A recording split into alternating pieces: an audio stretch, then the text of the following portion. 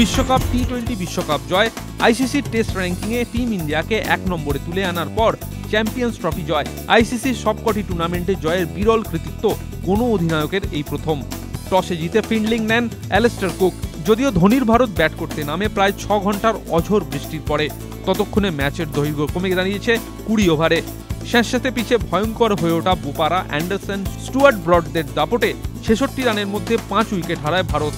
শিখর ধাওয়ান 31 করে আউট হন। হাল ধরেন কোহলির লড়াকু 43 ও রবীন্দ্র জাডেজার 33 রানের ক্যামিওর সুবাদে 20 ওভারে 129 রান তোলে টিম ধোনি। ইনিংসের শুরু থেকেই উইকেট খোয়াতে শুরু করে ব্রিটিশ ব্রিগেড।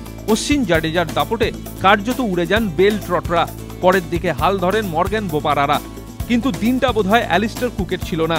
ঈশান্তের পরপর 2টি বলে মর্গ্যান আর বোপারাকে তালুবন্দি করেন অশ্বিন। ম্যাচের ক্লাইম্যাক্স করায় শেষ ওভার পর্যন্ত 5 রানে ইংল্যান্ডকে হারিয়ে কিস্তিমাত ধোনি বাহিনীর। ম্যাচের সেরা হন রবীন্দ্র জাডেজা এবং ম্যান অব দ্য সিরিজের মুকুট ওঠে শিখর ধাওয়ানের মাথায়। পঞ্চায়েত ভোটের আকাশে এখনো কালো মেঘ। কবে হবে পঞ্চায়েত ভোট? বিজ্ঞপ্তি মেনে আদৌ কি নির্ধারিত দিনে ভোট হবে? এখনো স্পষ্ট নয় ছবিটা। এই পরিস্থিতিতে পঞ্চায়েত ভোটের অনিশ্চয়তা নিয়ে রাজ্য সরকারকে কাঠগড়ায় দাঁড় করালেন প্রাক্তন মুখ্যমন্ত্রী। পঞ্চায়েত নির্বাচনের প্রচারে বেরিয়ে রবিবার বর্ধমানের সভা থেকে তাঁর অভিযোগ, রাজ্য সরকার প্রথম থেকে রাজ্য নির্বাচন কমিশনের কথা শুনতে চাইছে না। এখন যে পরিস্থিতি তাতে কমিশনও জানে না কবে ভোট। এরকম আগে কখনো ঘটেনি। বুদ্ধদেব ভট্টাচার্যের অভিযোগ, রাজ্য জুড়ে সন্ত্রাস চালাচ্ছে তৃণমূল।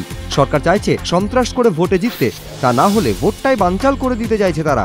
প্রাক্তনের সন্ত্রাসের অভিযোগ অবশ্য এদিনই উড়িয়ে দিয়েছেন বর্তমান। উত্তর 24 পরগনার মিনাখার সমাবেশ থেকে মমতা বন্দ্যোপাধ্যায়ের পাল্টা দাবি, বিরোধীরাই ভোট চাইছে না। সোমবারই পঞ্চায়েত মামলার শুনানি। সেদিনই হয়তো জানা যাবে এ রাজ্যে পঞ্চায়েত ভোটে শেষ পর্যন্ত দিল্লি কেন্দ্রীয় বাহিনী দেবে কিনা।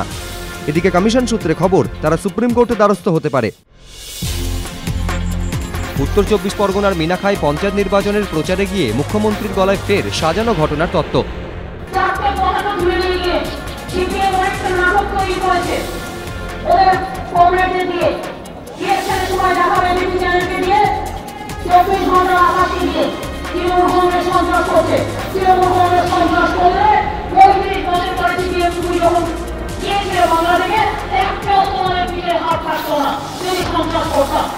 মিনাখায় এই নির্বাচনী জনসভা থেকে এদিন ফের সংবাদ মাধ্যমকে আক্রমণ করেন মুখ্যমন্ত্রী। একই সঙ্গে এদিন ফের বিভিন্ন টেলিভিশন চ্যানেলে চ্যাট শোয়ে অংশ নেওয়া বিদ্বজ্জনেদেরও নিশানা করেন মুখ্যমন্ত্রী।